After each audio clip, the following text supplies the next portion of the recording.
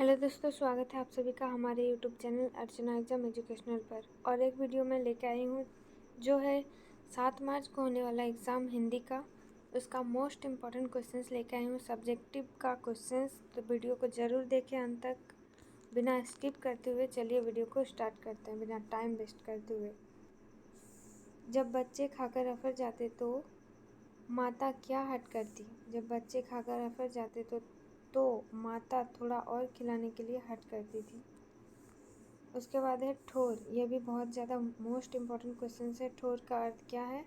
स्थान या अवसर।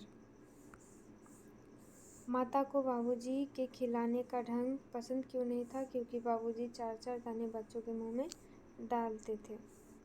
अब देखिए उसके बाद है बच्चे रस्सी में बंधा हुआ काठ का घोड़ा लेकर कहाँ जाते थे? बच्चे रस्सी में बंधा हुआ काठ का घोड़ा लेकर बाहर गली में जाते थे।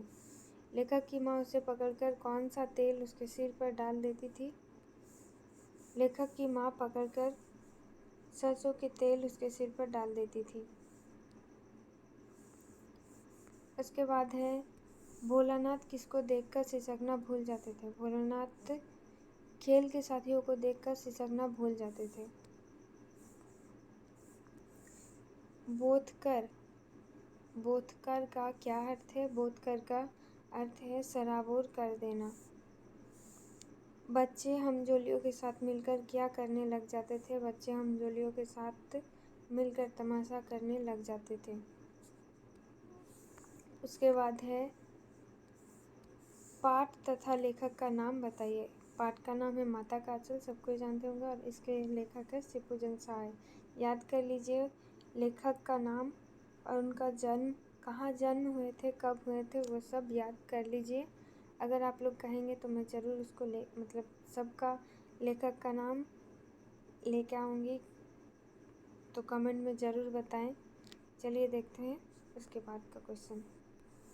आंधी के कुछ दूर निकल जाने पर बच्चे क्या करते थे? बाग की ओर दौड़ पड़ते थे। लेखक के साथियों में सबसे ढीठ कौन था? तो बैजू था। पढ़े होंगे तो ज़रूर जानते होंगे ढीठ कौन था? बैजू था। देखिए वर्षा से बचने के लिए बच्चों ने क्या किया? पेड़ से चिपक कर जड़ में बैठ गए। उसके बाद देखिए जब वर्षा बंद हो गई तब बाग में क्या दिखाई दिए? तो बिच्छू। बुढ़वा बेईमान मांगे करेला का चोखा कहकर बच्चों ने किसको चिढ़ाया था? तो मूसन तिवारी को चिढ़ाया था। लेखक और उसके साथी बैजू को पकड़ने मूसन तिवारी कहाँ पहुँचे? पाठशाला में। कहाँ पहुँचे थे? पाठशाला में बैजू को पकड़ने। मकई के खेत में किसका झुंड चर रहा था? चिड़ियों का झुंड। मूसन तिवारी को छेड़ने का क्या परिणाम हुआ? लेखक तथा उसके साथियों की जमकर पिटाई हुई। इसके बाद देखिए है मोस्ट इम्पॉर्टेंट क्वेश्चन है। वीडियो को लाइक कर दें। अगर आप लोग हमारे चैनल पर पहली बार विजिट कर रहे हैं तो हमारे चैनल को सब्सक्राइब कर लें और बेल आइकन को प्रेस कर लें। तो चलिए देखते हैं। उसके बाद लेखक को रास्ते में क्या दिखाई दिया?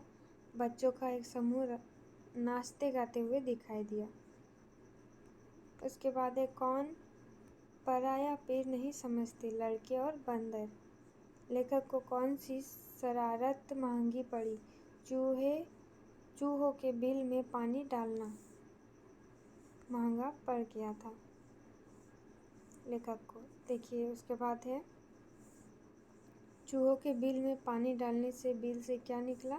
तो सांप निकला। बिल में पानी डालेगा तो क्या निकलेगा? सांप ही ना।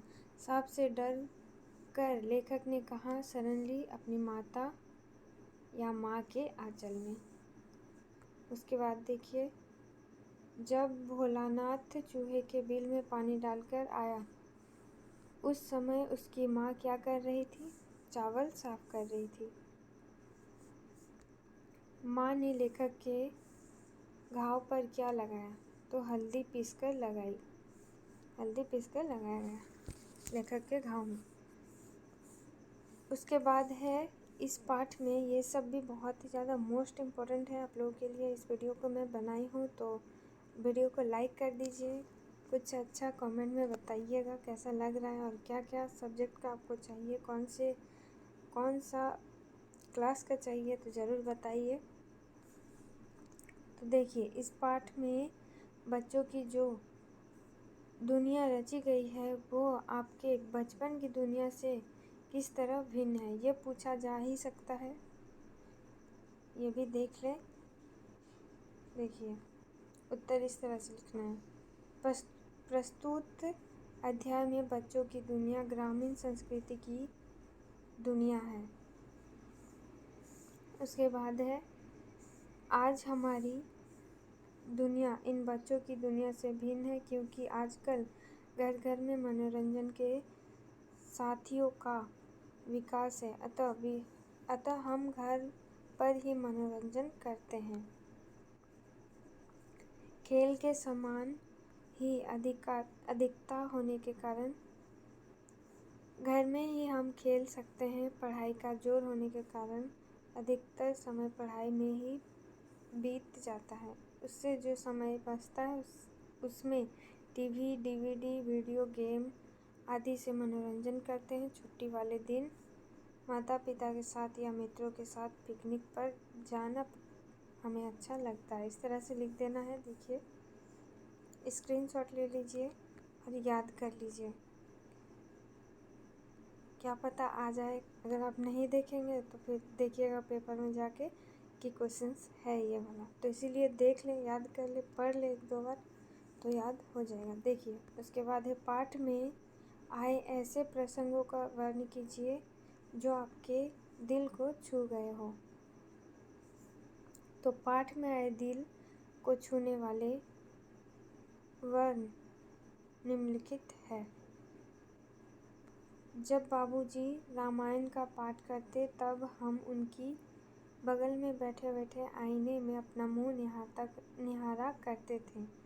जब वह हमारी ओर देखते तब हम कुछ लज्जाकर और मुस्कुराकर आईना नीचे रख देते थे। इस तरह से लिख देना है।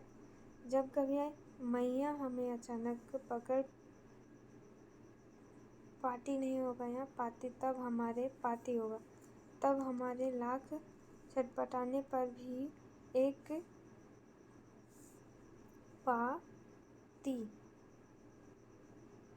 पकड़ पाती होगा। पकड़ पाती, टाइपिंग मिस्टेक हुआ है, मिस्टेक बोल रहे हैं, सॉरी। छटपटाने पर भी एक चुल्लू कड़वा तेल मतलब सरसों का तेल हमारे सिर पर डाल ही देती थी। कभी कभी बाबूजी हमसे कुश्ती भी लड़ते। वे शिथिल होकर हमारे बल को बढ़ावा देते और हम उनको पछाड़ देते थे। वो उन्नान पड़ जाते और हम उनके छाती पर चढ़ जाते। गणेश जी के चूहे की रक्षा के लिए शिव जी का सांप निकल आया। रोते चिल्लाते हम लोग बेतहाशा घर की ओर भाग चले। कोई ओधा गिरा, कोई अटा चीटा, किसी का सिर फूटा, किसी के दांत टूटे। इस तरह से लिख देना है। तो चलिए, मिलते हैं नेक्स्ट वीडियो में। आज के लिए इतना ही। जय हिंद, जय भारत, जोहार झारखंड।